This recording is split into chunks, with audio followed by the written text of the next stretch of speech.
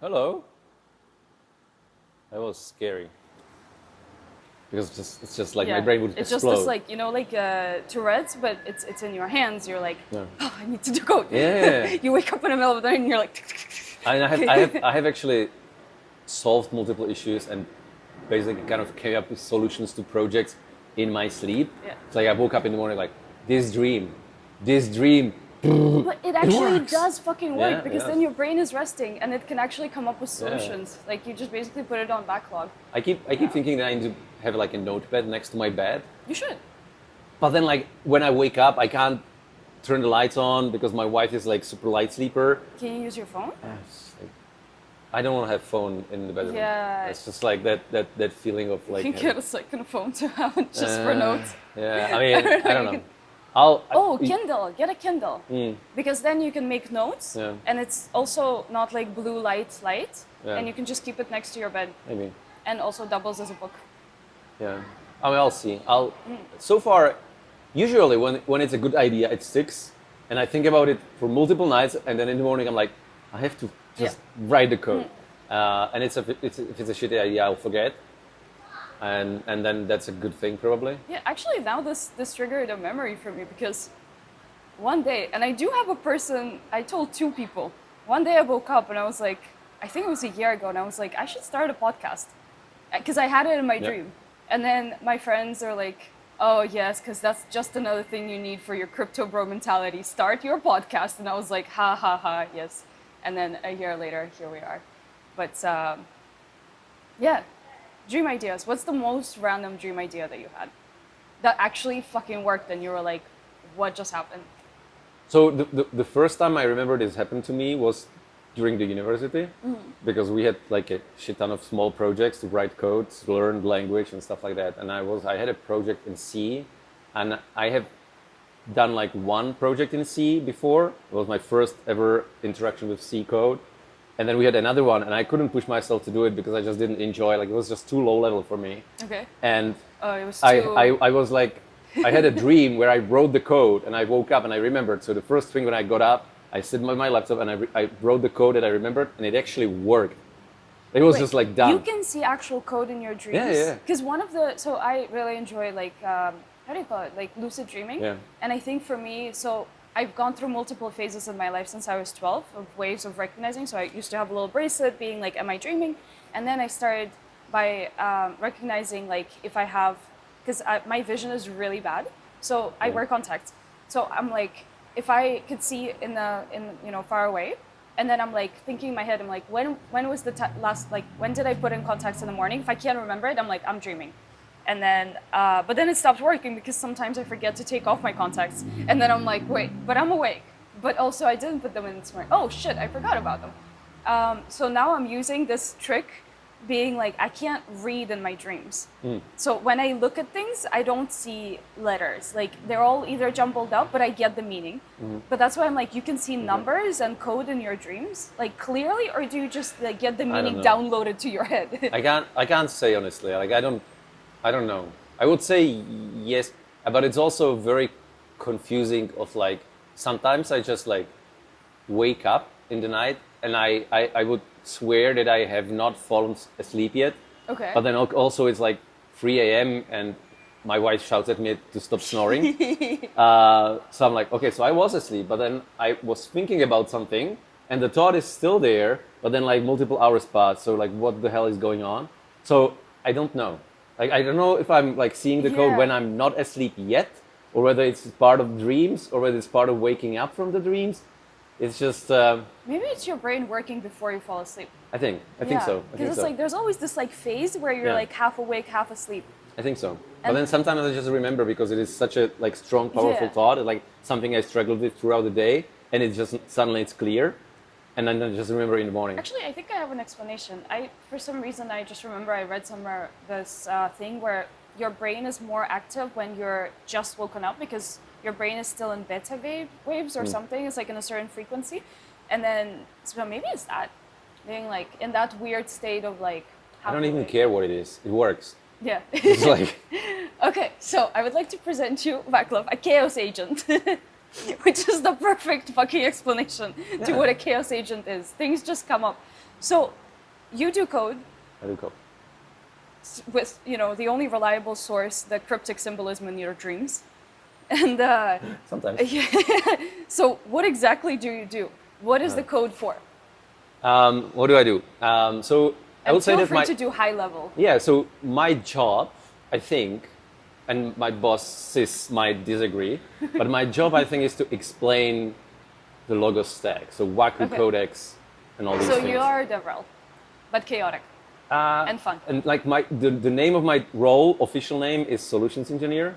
So I should come up with solutions to problems, I guess, to help people integrate. So I think, and my experience with DevRels is that usually they go to DevRel role, and please forgive me for that, but they go to DevRel role because they are not good developers, right? So they are not like superstar developers, but they are good at talking to people and connecting. They're just better at they other just stuff. go there. So I'm a terrible developer as well. So in that sense, I am a DevRel for sure. But I think that I'm a bit deeper in like understanding the context of things, and like so my job in general for last at least 10 years is bridging the gaps. Nice. So I was at Red Hat for 10 years, and my role started as a very lame package maintainer, managing one tiny thing that was actually super important, but like whatever. And I grew into like, okay, so there is a problem, and we need to figure out how to plug it into the wider context of Red Hat products. Can you think about it? And then I would do a POC of something, connecting various systems or connecting various libraries or projects, bringing in new technology. And then that would be like, oh yeah, this works, amazing. So here is more people, please make it production ready. And then after a couple months, I was just like, I don't want to do this anymore. I need something new because it's just boring, like, yeah. it's too much structure It's for too me at this repetitive moment. now. So here you have the 5 people, and you go work on that, and I'll go do something else. What usually happens is I come back in half a year or something, and I'm like, I told you when I left that this has to be fixed because this breaks the whole thing, and now the whole thing is broken because you didn't fix the thing that I told you to fix.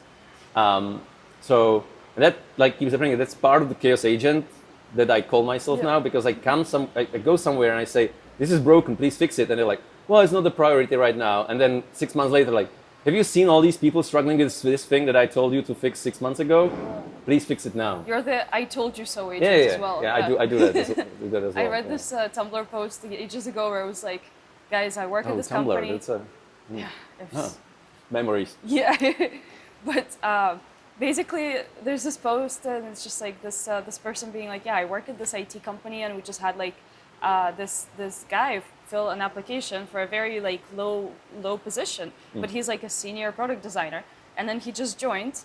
He stayed for a week to fix a bug, and then he filled in his resignation letter. Turns out that he actually uses the website for something, and this bug was annoying him for years. And he just joined to fix it, and then he quit immediately after. And we were like all bamboozled, being like, what just happened? I mean, that's how open source should work. Yeah. I mean, this is a company, probably closed source, whatever. But that's how open source should work. You use it, you see an error, you try to fix it, and ideally you get rewarded, which is like usually really like social reward, right? But like now with Web3 and bounties and all these things, you could get rewarded with money. Especially but that if should it's be a DAO how it or is. Something. Yeah. You can be a delegate. Yeah, you should just go and be like, I hate this thing that keeps breaking. I'm just gonna fix it. Or like, here is an issue, and here is how I think you could fix it so that I am happy. Yeah. And then someone who understands the code can go and fix it much easier. Do it myself. Yeah. So I got this reply from a guy at Red Hat when I was still working there, and I was like, dude, you have an issue, you have a bug in this library. Can you fix it? Because it's breaking our stuff. And he's like, it's open source. Feel free to fix it. And you were like, well, you are mind blown. No, I was very pissed at that point. Pissed off because I was like, what do you mean? You are working on the projects. I have my stuff to do. But like retrospectively, it was like actually mind blown, cool. eye-opening thing. Like, I should have just fixed it but I was lazy to learn all the code and all the stuff around it, right? So that's like, I mean, yes, I should have, but I was just pissed off because it was like.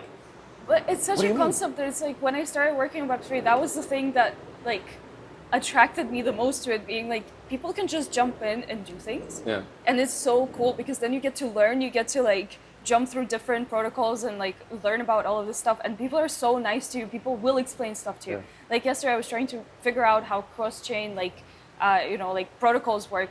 And then I texted a couple of developers, and all of them were so nice, not just to answer my question, but also send follow-up resources. And I was like, this is amazing. Like, So such a nice community. I'm gonna say that this is not just Web3. This is generally open source. Okay. This is generally open source. Web3, I think the community is still small enough so that you have very easy ways to find the right people to talk to, because you know a lot of people, and then like you get connected, and people are very open about things because like everything is public on chain anyway. Privacy. But this is like my experience with open source in general, because I've done a lot of open source for the last 15 years, let's say, and people building open source usually try to build it and be responsive in a way so that you actually can contribute, because that's why it's open source, otherwise it doesn't make sense. So I agree with you, but I want to emphasize that it's not just Web3, and if you see any open source project that you use, do the same thing that you would do with Web3 projects, just contribute. Yeah, but that's why I have a problem with like, because I entered the space. Like my background is I graduated in computer science, and then as soon as I did, I was like, fuck all of this, I'm going to be a photographer. So I went into photography and production for 5 years, and then I accidentally circled back to crypto, because I initially started studying computer science because, well, this is all the ADHD side pass. But I wanted to be a doctor. It makes sense, makes right? sense, yeah. So I wanted to be a doctor, but I did a political degree before that. So I come to my parents and I'm like, look, I want to study medicine. And my dad immediately was like, so 6 years without salary? You want me to support you? And I was just like, please. And then he was like, no, how about, well, he actually had two compelling arguments. He was like, first of all, if you become a doctor, you're going to be very bored, because you cannot just jump through things. You will, have either research or, or patients, and you're going to get fucking bored. And I was like, just imagine you in the middle of a surgery. Yeah, literally, this will not be good. Fuck it. Being like, hey Siri, can you play Sabrina Carpenter? Also, guys, have you seen this new movie? Ah, shit, the patient's dying. God, no, but I did want to work in an emergency room, because that's where I feel like my brain would kick into like adrenaline mode, and that's where I can be in hyper focus. For some time until you burn out. Yeah, exactly. But so my dad actually had a point, and then his second point was like, yeah, I'm not paying for 6 years for you to just graduate. And then he was always like in crypto since the beginning of it. He was like always an enthusiast contributor in Bitcoin, huge Bitcoin maxi. And then for some reason became a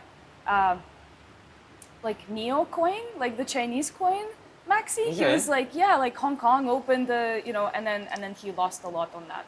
And now every time we talk, he always makes sure to complain about Neo. And I'm just like, I told you so. It wasn't a Bitcoin. But so he was like, look, computer science is the future.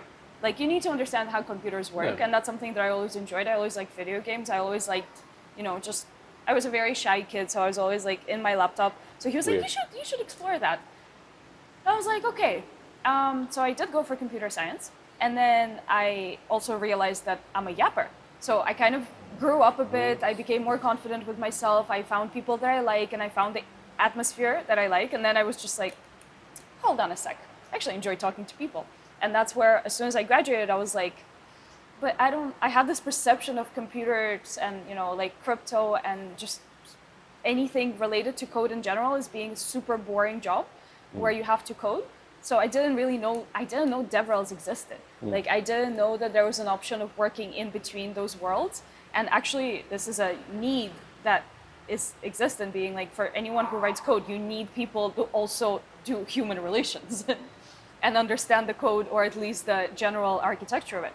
So yeah, production, and then I went into crypto, and then I forgot the point that I was trying to make with all of this. Oh, okay. So open source and crypto and Web3 and all of this culture. So I accidentally ended up in crypto by organizing a hackathon, so ETHCluj 3 years ago, and by actually trying to do creative stuff and trying to build a creative community. But then I was like, actually, it doesn't make any sense. But I like hackathons. And then I started like getting sucked into this whole world. And then there's also this parallel line of privacy and why it was important to me since I was 17. And I was just like, wait, there's crypto, there's privacy, there's this community that I can learn so much from. And it just entertained my brain. So I never realized that there's like Web3, but then there's general open source. It's kind of like a Venn diagram. But then there's privacy, which is also adjacent to both. But then there's also like blockchain and crypto. It can be permissioned, it can be permissionless. And then all of these like things, if your world was a Venn diagram, so where do you fit in on the Venn diagram of the giant map? So you do open source, Yes. Web3, Yes. privacy. I guess. What else is in there? Wait, what do you mean, I guess, privacy? So Actually, privacy sucks. yeah, I mean, This is your coming out story. I hate privacy. I hate privacy. I just want everything to be like I think we have nothing to hide. It was my so this is the thing. Like my first talk about privacy was at ETHCluj, the Web3 privacy meetup there. Okay, yeah. I had a talk. You have nothing to hide. Oh, yeah, Right. nice. So and it was about how everybody We're has just, something to hide. Like for clickbaiting example, people, my yeah. hiding that day was that my wife had a birthday the next day and I had nothing prepared, no God. presents, anything. Yeah. That's just social shame. So I was the guy that I talked about, like you have nothing to hide. Yeah.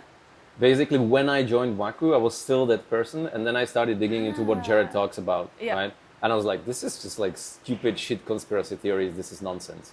That's right? actually hilarious. I had no idea you start, like, I thought that you were like, yay, privacy, and that's why you joined. No, I Waku. joined for money. I Oh joined my for God, money. I needed okay. money. I needed a job. Yeah, I need you were to make like, money. this sounds good, nice. Yeah, because- Application sent. No, so, well, there is a story about how I joined Waku, but I'll get back to this. So then I started digging into it. I'm like, okay, privacy actually might be a thing, and it actually might be important. Actually, maybe they have a point. Yeah, maybe he's not like completely like out of this world alien who is talking about something that doesn't really touch me. And I started doing some research, and I do research by submitting a talk about something that I don't know anything about, and then I do research on that topic to actually be able to talk about it. Yeah, so Right. after this, I'm going to prepare my presentation that is going to be in 4 hours, and I know nothing about the topic I'm doing. Done. So yeah. That's, yeah, Yeah. you know what I mean. Yeah. Because so- then the pressure kicks in, and you're like, Yeah. I really need to know what it is, and then things click. Because and like then I'm it's not like, gonna read. So my talk there was about like big chunk of it was about the child sexual abuse regulation that Okay. EU is trying to push. Okay.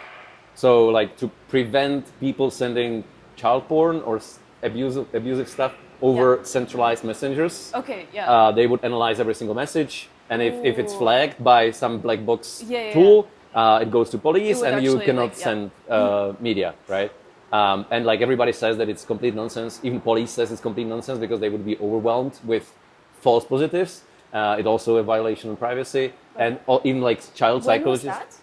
that? Like ETHCluj, so 2 recently? years ago. Okay, But 'cause then- this is a recurring topic Yeah. in EU. Because Like also it comes now back. with AI, it could get better. It But could then get if we worse. train an What do you A- mean by better? So basically, it would be less false positives, but then we would have an AI machine that can literally create child porn easily. Well, yes, yes, and What are the other ways it can be worse? Tell me. no, it can be worse in a sense that AI would read all of the messages. yeah, like Also that, yeah. like if it's an expert system in a sense, there is a higher chance that you will actually like flag it correctly than like if it's a completely random Yeah. AI black box, but also not. So like this is a like nobody Yeah. should read all your messages or nobody should see all your pictures that you Yeah. are sending because it's just like no. So A, it's not gonna stop the bad guys. Yeah. Like if I'm a bad guy, And B, it will also fuck over the good ones. if I'm a bad guy, I'm just not gonna use Telegram or WhatsApp for these things, right? I'm just gonna build, I'm gonna run on my own server. I'm gonna do actual end-to-end encryption, and I'll build a simple web chat. These are not instructions. It's obvious. So like I'm not like if I know that Yeah. Telegram and WhatsApp is scanning my messages, I'm just not gonna use it as a bad guy. Easy, solved, Yeah. right? And then everybody else who is doing normal stuff, like I just sent pictures to our family with the kids being in the bathtub, Yeah. and after sending it, I noticed that there are some Yeah. parts of the kids that probably That's should like- not be in yeah. the picture for it But being it's sent. like- but like it's yeah. just in family, they run around on our garden naked, and like nobody cares, obviously, right? But Right. this would be a thing that could get flagged. But do you think so?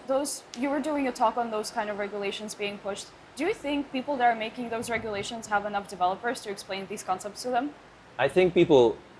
So from what I read when I researched, Did the talk, yeah. the problem is not that like EU would be like completely stupid and the EU people, but there is always one person or one party that is pushing it, and they are, based on the articles that I found, always connected to some company building these solutions. And there is a huge lobby and a lot of money. Like, if I build this solution for you and you push it, then there is some quid pro quo that happens after that, right? Yeah. And like, I'm not saying that this is like all based on corruption, but like even like children psychologists were like, no, this can't get through because the kids right now have no privacy anywhere. And if we take the only place where they can have privacy online, they will not be able to develop properly because they need some kind of way to explore, to kind of like be themselves, try to search who they are, how they want to engage with people. And right now, like everything is so much surveilled, and like, but from the perspective like parents, like seeing where your kid is, like I can't imagine that I would install an app on a phone to see where my kid is, because we live in a village and they just like they're 3 and 5 and they just like run out. Yeah. And then we see them 4 hours later when they are hungry. Okay. And I have no clue what they are doing. Wow, you really just That's how I grew up. And I think that's how people should be. Yeah. Right. I understand in a big 5 city. people have my live location at all times, because I'm like I don't know. I mean, it's different. It's so like when normal. If you get into a point where like you may be in danger from like someone like you are in a crypto space. You travel alone. Yeah. You are politically active, kind of. So there is a risk for you. So that makes sense. Yeah. But then there is the second part, like, okay, then my kids are in a safe space. I am not that like well recognized. I don't have any money in crypto, really. Like I have some, but it's just not worth stealing. By the way, me neither. I'm like public goods girly, so. So it's just like they should be able to like figure things out on their own. And that's really cool, actually. Yeah. This like child sexual abuse regulation just does not make sense from so many perspectives. It always gets very close to being like accepted, and then somehow it's just like there is too much pushback. Let's try it in 4 years. And then it's for like someone who doesn't topic. care about privacy, you care about privacy. It was just the one talk. Yeah, but that's the thing. I feel like privacy is such a fancy word or like techie word for something that most people would call common sense.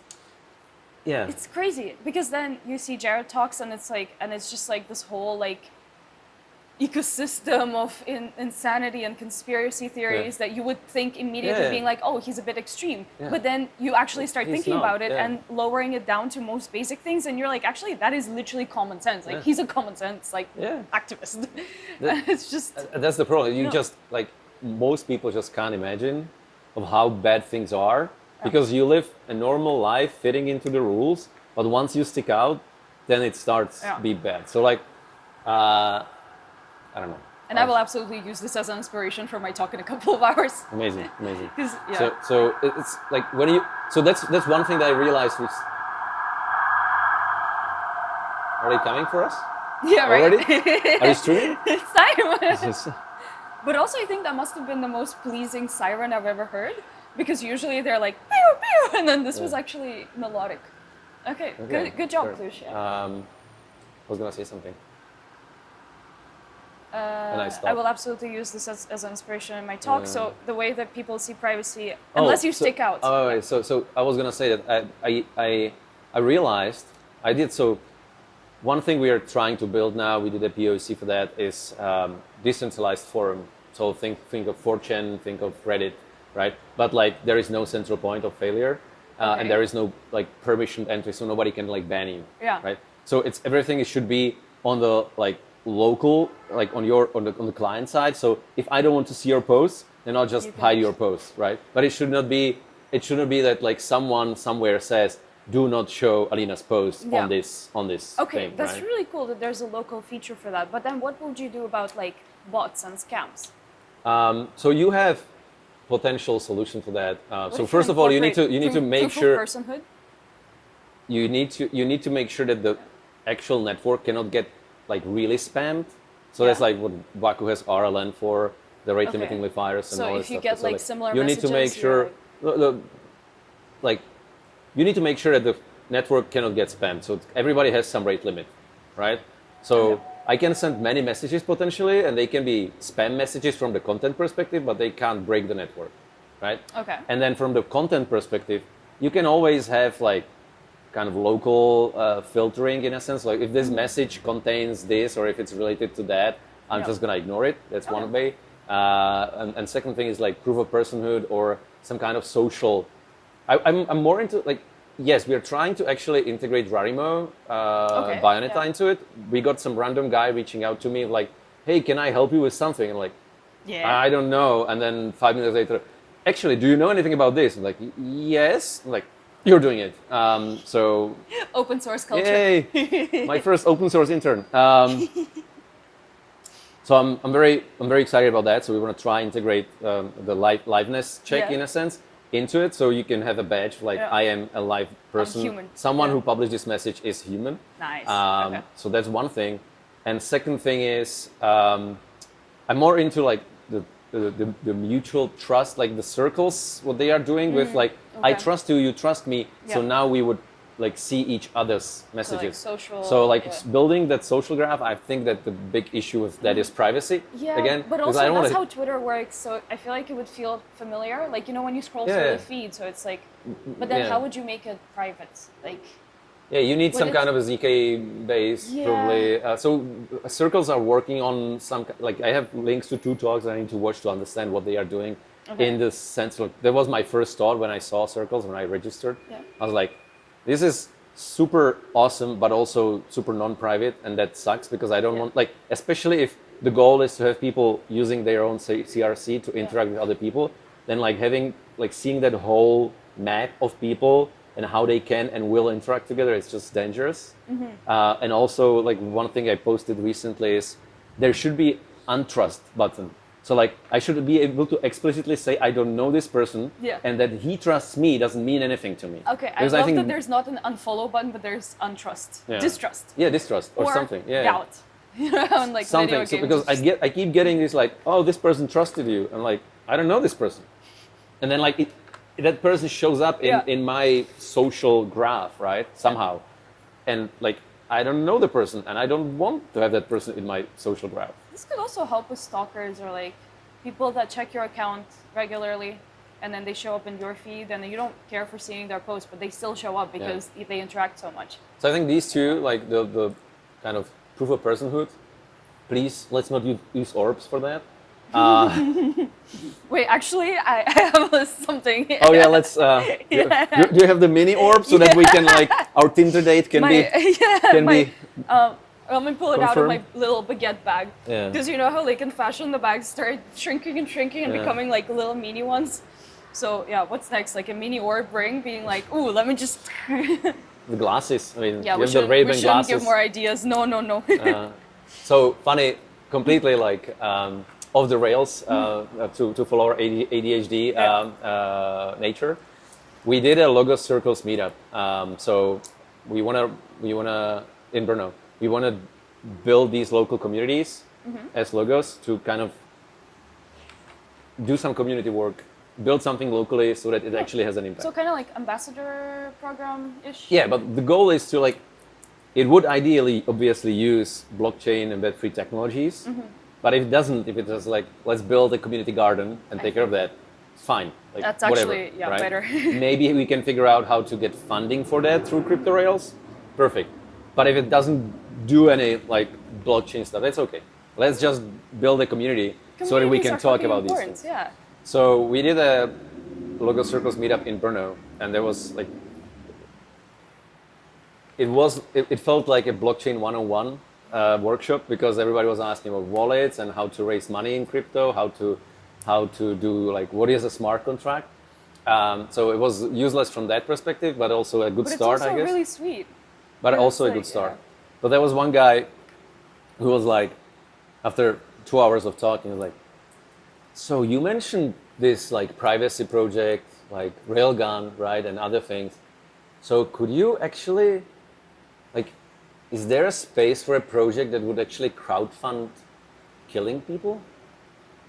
And we are like, or like, okay, let's not, maybe. And then he was like, well, no, let's think about it. And he started like going into like, okay, so we need this kind of smart distrust. Yeah. So I was like, it's a good idea. So, oh, sorry, no, not this, but the general idea of like using some privacy tools or privacy technology like Railgun to build a privacy preserving crowdfunding is a good idea, I think, because a lot of things don't get funded because people just don't want to be seen funding that thing, right? Maybe they don't want to connect. That would work a lot for like communities and like countries that with a bit of activists, whistleblowers, all these things, right? Like you don't want to be seen funding these things often, and that's why you maybe don't send these $10 there. But if it's completely private, then maybe you would, right? So like I think this is a good idea. Just that use case should be spun up in the other direction. Maybe in a different, absolutely. But they also. This is not instructions again. Yeah. Nothing here is a financial or any other advice, really. No life advice here. Yeah. But look at us. We are sitting here eating sunflower seeds. You don't want to be us. Don't take our advices. No, just a little bit of a gopnik energy. No, but these ones are so good, and I distrusted my friends from Romania, and I got these because they look so similar to the sunflower seeds that I like. And then they were like, no, get these. So I got a small pack, and they're so good that I don't even care to try these ones. That's cool. We should have done the podcast in a Slav squad. Yeah, exactly. I just thought about it. I was like, it wouldn't really catch the. Like, God. Yeah. So, again, my approach to privacy is that I don't usually follow what I preach. So like I talk about privacy, I talk about privacy solutions, but then you use WhatsApp. But I have never used Railgun. Yeah, I did try, but then it hated my phone. I'm still trying to get the devs' attention to devs do something. Yeah. But it does run on my desktop, so that's nice. I need to try it. I have looked at the SDK though. Also, my problem is that it's kind of slow, and it's a bit tougher to figure out than like wallets already are a bit tough to figure out, especially like I said, I hate screens. I hate being on my laptop and having to press buttons. With Railgun, there's just 2 extra buttons to push, but I'm already like overwhelmed. And that's why like I use Signal over WhatsApp. Yeah. But I don't have session, or I don't have status out. I don't use any of that because I'm like, it's so much work. Status is once you set it up, it just works. But then people are not there. Like people. Yeah, that's the biggest issue. Yeah. Do you need a wallet to download Status? No, Status is a wallet. Okay, wait, but what's the messaging app? Status. It's a combination. Do you see a problem here? It's already a complicated thing. If you listen to anything that, like any presentations that Jared does, he keeps calling it a super app. That's the idea. That's the goal. It should be the WeChat. WeChat of crypto, right? Yeah. I mean, China has already got there. It makes sense, kind of, right? But it's also hard to build because it would be very easy to build. Like Status would be. I think it could have been very popular if they, and I say they because I was not at the company back then, but like they compromised on things, right? The problem, like why Status is not a thing in crypto community, is because they did not want to compromise. Okay. So I actually kind of like that. Ideally, like ideologically, but then from the user perspective, I'm like. That's why, like that's why when you talk to people, like and I joined, like when I joined, I was like, I joined Status. What is that? Well, it's just like biggest ICO on Ethereum in 2017. Like, oh, I heard about it. It still exists. I'm like, yeah. But that's why we build so many things. Like if you talk about, if people ask about the company, which is IFT, Institute of Free Technology, that's why we have Waku, Codex, Nomos, Status Network, Status, and now building nations of like ZKVM on these things. What is the overall? So it's Status. No. So that it used to be Status, but a year ago, roughly, now it's Institute of Free Technology. IFT, Institute of Free Technology, free.technology. And then that has like it's that's the company, that's the organization, right? Institute of Free Technology is the stable. Status?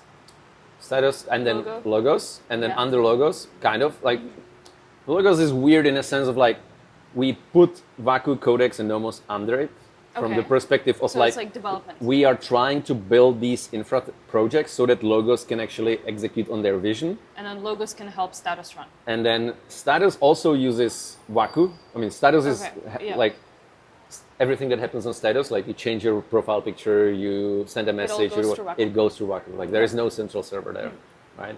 So status heavily relies on Vacu.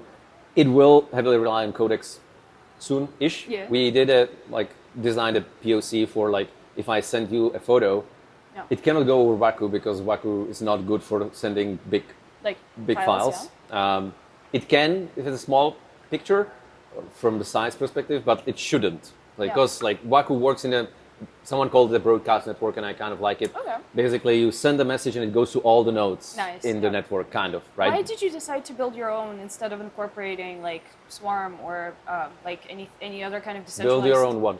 Storage? Yeah. So there is a research repo in Codex GitHub, and there is an analysis of all the existing decentralized storage networks, and basically each of them have some pros and cons. Okay. And they basically tried, obviously did not probably not succeed fully, but like tried to take the pros and leave the cons, right? Yeah. So most of the existing ones would have some big caveat, like if you want to prove that you have the data, you have to actually send the data to some validator, right? And that's a massive waste of bandwidth, right? If you like, then for example, Arweave, well, given the curve of how storage cost goes down and the value of stored data goes somewhere else, we can store data forever. Okay. So if you upload to Arweave, they say they will store it forever. What And are like the I don't think cons? that will work. Tell me the cons of Codex. Cons of Codex. Well, it As doesn't it work. is right now. It is not on mainnet. That's Okay. a big con, right? So you can use it. Yeah. But you can't really use it. You can really use it right now. It only works, and for the foreseeable future, it will only work for like large data. So like gigabytes, right? Yeah. Because you need so the way it approaches proving that you own something is like it does sampling of the data set, and then it generates zero knowledge proofs and send it to validator, and the validator would So verify the proof. so if I want to store all of the stuff on my phone on Codex, You will and it's not a lot, how like can I still use you it? can use it. So the problem Through is layer the, twos? the problem is but Storage so layer so two. there is something called bundling, where you basically take data from multiple people and Is they are that how encrypted. torrents So used it's to work? I think torrent don't used know. to in the starting ages. There was a It would project. just like chunk everything. like, well, it- yeah, no, cut no, it no. off, That's no? that's a different thing. So that's Okay. so. Okay, so Codex Bundling. works the same way from the like chunking. Okay, yeah. But from the bundling, so if I go back to Arweave, one of the very successful projects on top of Arweave was called Bundler. Now it's called Iris, where basically you would have like a layer 2 on top of the storage, and then like you would upload to that layer 2 small files, and they would bundle it and push it to Arweave. And then you would basically be able to, through some gateways, get to your particular content in that bundle. So that's one approach how you can potentially go around this. Codex will get better at this as the proving times and cost gets cheaper with the development of the zero knowledge technologies. It will get better and will go down to megabytes probably, right? But right now, the kind of vision for the launch is that you would be able to store 1 kilobyte there, no issues. Yeah. But it would cost you like if you stored a gigabyte, which you don't want. But if you do NFTs, you maybe value your image enough to store 1 kilobyte for the cost of 1 gigabyte, right? So it's like there are data where even 1 kilobyte is valuable enough for people to pay more. But that's like one caveat right now that we can't really get around. Yeah, but also And- it's gonna like be fixed in the next coming It's years. With like as tech it's a evolves, development development path there. Another kind of like caveat, I think, is the duration of storage that you can achieve right now with the way it's implemented. So if you use the marketplace, so you upload But you your said it can be there forever. no, that's Arweave. That we get to record this part, especially storages. So my thing is that I wouldn't use a Web3 storage because I would rather use Dropbox, because that's where I know like my files are always going to be there, and I know that like just in general it feels more secure, more reliable, and that's where I pay subscription and I'm happy that it's always there. What are the cons of using Dropbox? Right. Well, the fact that it's always there and that it's there is just because, well, Dropbox didn't go out of business, and that they have not decided to delete or do whatever with your data, right? Because they have control over the data.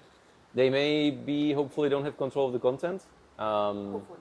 For now. Like I don't know the Dropbox architecture, whether it's encrypted or not. Do you know iCloud? Yeah, that should be good. Yeah. But they are also so they have this advanced data protection where everything gets encrypted on the device, and when it goes to cloud, it should be only encrypted, and there shouldn't be a way for them to give out the access to the data. But for sure. But do we know for sure? So we kind of knew for sure for some time, but now, for example, in UK, they had to disable this because of the laws and regulations. Yeah. So now we know this is not the case for UK, for example. So there are already people building this in an open source way, trying to build open ADP, open advanced data protection, so that you can still use it and not rely on Google and Apple to provide you the service. Nice. Okay, so you can basically build a modular thing on top of it. As long as you have to figure out. So if you look at your device, you have to figure out a way how to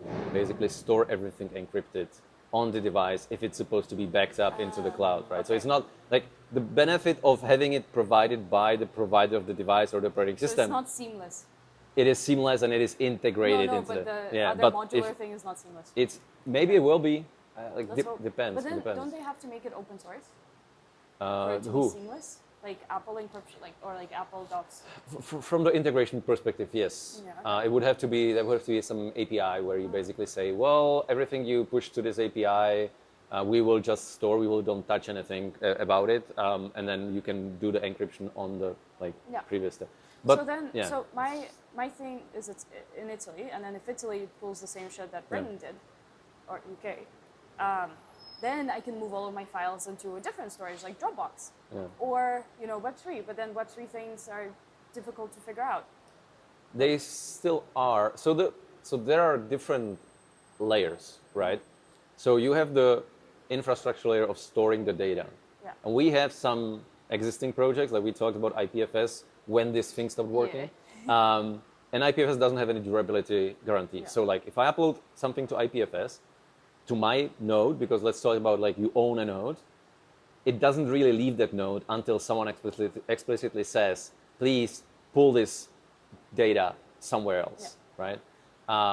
So that's what Filecoin does on top of IPFS, that it adds a way for you to pay to someone else to pull your data from your node to store it reliably and durably, right? And there are different approaches to how to do it, but this is just an infrastructure layer to make sure that your data stay in the network and they stay there in a durable manner, and it's profitable for the storage providers and all these things, right? But then you have the application layer. So how do I actually get the data into the network? How do I actually get the data from the network? And that's another set of problems of how do I get the data in there in a seamless manner? How do I integrate it with my tools? How do I provide Google Drive or Dropbox style integration? It's doable. It's just that it's not as straightforward as going to this one HTTP API and just pushing bytes there. It's more complicated, but it's definitely doable. And the last part of that is how do I get data from the network? And that's I think one thing where Codex is pushing it, because most projects, I don't want to say they don't care, but they make compromises. What we talked with Status, Status is not where it should be given the time and amount of development, because they don't want to compromise. And there's the same kind of for Codex. It would be the easiest thing to create a web gateway, basically, where you have to go through that and it caches all the data that you try to access, and it then goes to the network. So I wouldn't be able to do it from my phone, for example? Not right now. Until Codex has a mobile client, where basically your phone would connect to the peer-to-peer network and fetch the data, you won't be able to do it. We can build it, or someone can build this HTTP gateway. It's not an extremely complex thing to build it.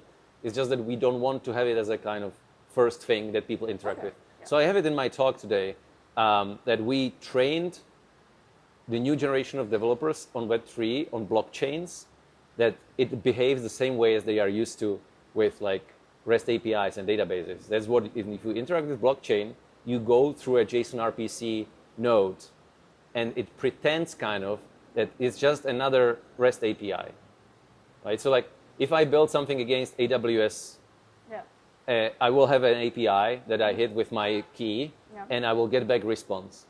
That's not how peer-to-peer networks and blockchain and storage provider works, right? This is how centralized stuff works. And we have trained people that this is how decentralized stuff works because we gave them this RPC node providers like Infura and I don't know who else is there, Alchemy and all these. And basically we gave them the APIs and say, it's okay, you can just use this to access the decentralized stuff, but you can't if you want to be decentralized. If you want to have permissionless, uncoercible, censorship-resistant relying as the access, least amount of things as you can. You can't go through that. But we train people that this is how you access peer-to-peer networks through a centralized HTTP gateways. So that's like what we don't want to do as part of like IFT and Logos and Status and all these things. Like with Waku, we have a decentralized peer-to-peer way to access an app that doesn't need no man. Yeah. no RPG. No, what was RPC. it? RPC. REST. Yeah. No acronyms. Just P2P. Just that. And then So- also just Web3. Yeah, Web3 Web3, is not an acronym. But yeah. So We- that's we kind love of our like where we acronyms, like what we want to do, where we want to get to remove that reliance on centralized points to make it truly kind of censorship-resistant and peer-to-peer. Like actually, Atlas from VIA Labs mentioned that Web3 is not truly Web3 because Web3 is supposed to be decentralized and self-reliant, but then it's really fucking not right now. It's like, I had a conversation with someone in Bangkok, and the guy said very fun line that I was thinking of making it into a talk, but I never did it. But he said something like, the D in DAB is very, very small. Nice. I think absolutely you should make it into a talk and then into a meme. Yeah. So I was thinking like how to like a talk, how to build DABs with a massive D. That was like my yeah. You should do it. So that is kind of what we are trying to do. Like put the D back into DABs because it's just Big not D energy. Yeah, it's just not there. Yeah. It's just not there. That's the Codex tagline. Yeah. No, but okay. So one last thing I really wanted to know. So if you had to explain decentralized storage and how it compares to like Dropbox or iCloud or all those things to a kid, or like, you know, to like a simple, in simple manners. So what example would you use? Like how would you explain storing data? So for example, having like little safes. So you know how there's storages like in supermarkets where you can put your stuff and then log in. So basically, can we use that metaphor of having like a storage in the grocery store? It depends on how deep you want to go. When you ask that, what my first thought was, if I'm a kid, I like puzzle. I like building puzzle pictures. So what happens in a decentralized storage is you take the picture into those pieces and you give each piece to a different friend, right? And that's how it's stored. Yeah. If you want to, but then you have to go to each friend to get the that's a problem. Yes, you have to go to each friend. So now, obviously, this wouldn't work if it's like one piece, but you have either multiple copies of the pieces, or you even like go and cut the pieces, make copies of those cuts, and then like put it together in a way that you can reconstruct things. There is this cool like optical illusion thing where you like take a tiger picture and you cut it into small parts and you keep removing alternating parts, and it still looks like a tiger, right? So that's basically how these things work, where you make kind of the data bloated enough, and with enough kind of error correction stuff, so that you can keep removing stuff and it still looks the same because it's still like you can still reconstruct the data. It is not a completely like matching metaphor, like the mapping is not one-to-one, but the puzzle stuff is kind of what happens. Like you chunk it into pieces, you spread it out into the network, so nobody has the full thing ideally, so that like you have the plausible deniability. Like I can't reconstruct the data even if I wanted to. So if you don't give me a puzzle piece, I'm still fine. Yeah. Because I have enough to. And then you can reconstruct the whole thing from the remaining puzzle pieces. That's a really cool metaphor. But then, okay, going back to the grocery store. Yeah. So because like I wanted to grocery compare it to the to how I was going to say DAPCon, to how Dropbox, Right. yeah, but Berlin on my mind, to how Dropbox and iCloud work. The different level. So it's a different level. So you're talking about the retail app, the end user application. Yeah, exactly. So But- how would the user feel? But so it could feel the same way. Like there is no reason why you would not be able to build an app that looks like Dropbox, behaves like Dropbox, but it uses a decentralized storage under the hood. Because the it's And in a couple of the years, it's going infrastructure to is be low. reliable, and it's going to be with better tech. It's gonna be reliable, ways. durable, and it will not prevent you from accessing your data. Okay. Unlike Dropbox or AWS S3, potentially iCloud can prevent you from accessing your data. But I like the idea. I think it was off camera, like when my phone died, where you said that Dropbox can, like, for example, if I talk shit on the internet about some government, and then this government tells Dropbox being like, this person is a person of interest, or like, they committed a crime and the crime is in their files. Like, realistically, in some governments or states, they don't need enough evidence to be like, oh, yes, it was a crime. It could just be in states where the crime is actually just talking shit about the government, they can easily do that. So they go through your data, they have your data. And Dropbox, not necessarily Dropbox, but some kind of storage company can actually just give that up. If we're talking about grocery stores, Okay. so when you put your stuff in a locker, in that case, a Dropbox would be a security guard. And then that takes the key. So they put this stuff in the locker, they take the key, and the locker, like the physical locker belongs to them. So you're basically giving up your stuff to them. Correct. And they hold the key.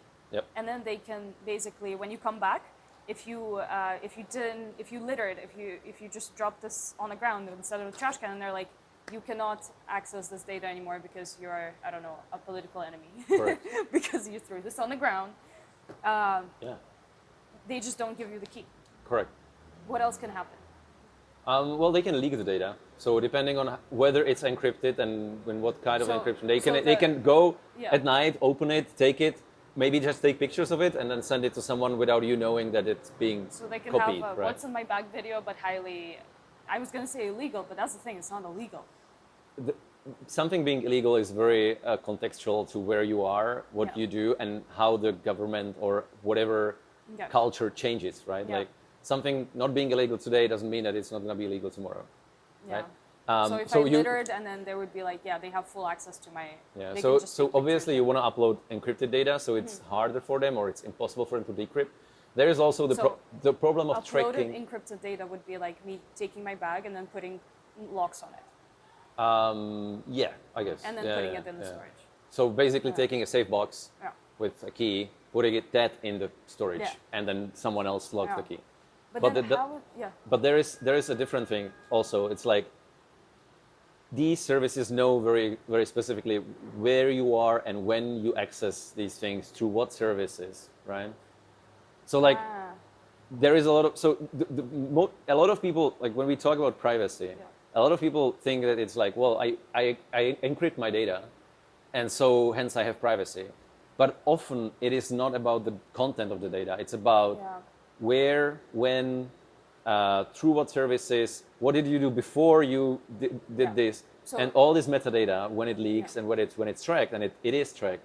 It's very easy to derive even the content of the data. So if I I drop off my stuff at one side and I don't have any other bags on me, and then I go around the supermarket, I come back with different bags, and then I go to the shop and I get my haircut, and then I come back, and then they don't need to know what's inside of my storage locker, but they do know that I went shopping, I spent this much time shopping, Yep. I got a haircut, or Correct. like all of this kind of stuff. Right. How does it compare with a storage locker metaphor to decentralized storage? So hopefully, so first of all, if the system works the way it should work, like there is always this caveat, like some systems have worse design, like from the decentralized perspective, some have better. I don't want to push any specific design because they are just different and they compare differently. But if it works the way it should work, then there is just a completely unbiased storage provider that is getting paid for storing encrypted blobs. So there is some small piece of data that they get, and they store it, and they get rewarded for that. And that's their business, So right? it's just a random dude, like random intern being like, oh, they get a little encrypted box and then they put it in storage. Yeah, And they yeah, lock it. yeah. But how does it compare? Like, what if this So dude in turn wants to steal the box or So- not give it to me? right. Or lose the keys. There is the same box or similar box that helps you to reconstruct what is inside of the box somewhere else as well. So there it's is a little machine instead for of one cloning. instead of one security guard having access to all your data, Yeah. there is like 20 interns running around the city, pushing various boxes into various storages. And then So- when you say, I want my data, and they come and the like 10 out of 20 come back with like, sorry, I'm empty-handed, the data was not there. The other 10, as long as there is other 10 people that come back and say, hey, here is your packages, Yeah. and then you go and you reconstruct the original thing, original content, then you're still good. Yeah. Okay, that's pretty fucking cool. Yeah. See, that's an So explanation that that's I like- think should be pushed around more. That's the part of storing. And then there is the access, because if you come and there is a security guard and he says, no, Yeah. later, done. Here, Interns don't give a fuck. well, they don't. Yeah, that's true. But even if they did, you can just fire them and hire a new intern and say, I want this data, Yeah. right? So like, and then you can do it. Because the keys are The like Effervescent. as the network of these storage boxes Yeah. knows where the data is and how to fetch them, and even if like 10 of the storage boxes disappear, so the big eye in the sky just knows where all the keys are. This metaphor is just going crazy. yeah, and this is crazier. getting weird. I was just thinking Lord of the Rings, so like there's an eye in the sky that's like, yeah. Yeah, but it sounds malicious, but this is not Yeah. like malicious thing. It's just a- like little kind of a good fairies thing. floating around. I mean, Yeah. unless you're Irish, then fairies were malicious too. Damn, Yeah. it's hard. Yeah, but anyway, I think we got to something. Yeah, so yeah, it's about how it's stored, so that it cannot be removed easily from the network, and it's how you can access it, so that it cannot be like your access cannot be prevented. Yeah. I think those are two main points. That like when you think about centralized storage, you need to consider that these are two risks. So someone owns your data and can do something with that without your consent, and someone can prevent you from accessing your data. And those are big problems which the decentralized storage network should be solving. Nice. I am brain dead. This was a lot of information. Yeah. I want to say one thing when we started talking about the privacy, and I now remember. Oh yeah. So now we're circling back yeah, to it's the just like beginning. when I Yeah. said like privacy, meh. Yeah. That thing. I don't mean it as in like privacy is not important or anything, but I have No, realized. you're just like, I have nothing to hide. Yeah, I have realized that it's very hard to explain privacy to people because they can't imagine all the risks and all the ways that you're like leaking your privacy or your So we private should information. just in case scare people. So privacy should just be there, right? Like it should just be Yeah. part of the infrastructure. But then it should be people's responsibility to Stop, have I'm it. talking. And With a little I'll let you be your HDD self in a minute. But what Let's I go. realized, like the censorship resistant is extremely easy to explain to people and extremely straightforward. So that's what we talked about now with the storage. Like if I can prevent you from accessing your storage, it's not censorship resistant because I can censor your access, right? But it works for anything else. If I can prevent you, so what if Facebook, you post on Facebook and you're like, this is a cool meme, everybody will laugh, and then you don't get any likes. Is that like, what do you, like, they don't prevent you to post, Yeah. but they didn't It show kinda it. sucks, yeah. They didn't show That's it to actually anyone. a good example. They didn't show it to Yeah. anyone. So it's still censorship. Yeah. So they didn't prevent you, they didn't ban you, they didn't prevent you So from you still using. have freedom of speech, but not everybody has the freedom to hear it. Exactly. So Huh. That's It's very still- America-like. it's still censorship. So we need to build systems and infrastructure and applications that as long as you can participate, so there are always rules involved. So as long as you don't break the rules of the protocol, you can participate, so it's permissionless. And then nobody can prevent your content to be seen by other people or by you, right? No. So like if I am building a forum, I want to make sure that if someone publishes, anybody can find that published Yeah. content, right? And nobody can prevent them. Like I can hide it as an admin of a thread or something. I can hide it, but it Yeah. will still be there. Like it's been hidden, and I click and I see it. So right? wait, you mentioned before the forum thing that you're Yeah. building. Is it the status app? No. So this is This is just yeah. okay. So Status has free components now. Okay. It's the wallet. Yeah. It works pretty well. It's the one-on-one kind of and group messaging, the like Yeah. minimal messenger that you need to be able to communicate with your kind of So close like ones. WhatsApp thing, yeah. And then communities, which was supposed to be a replacement for Discord, like a decentralized And Discord. that's the forum. and that's not the and that doesn't work yet that well. So we kind of like, it's there, you can use it, but it's like not awesome. We need to fix some infra issue. You don't want to add another thing that doesn't work fully into that mix to make it more confusing for people. I think you should stop at you don't want to add another thing.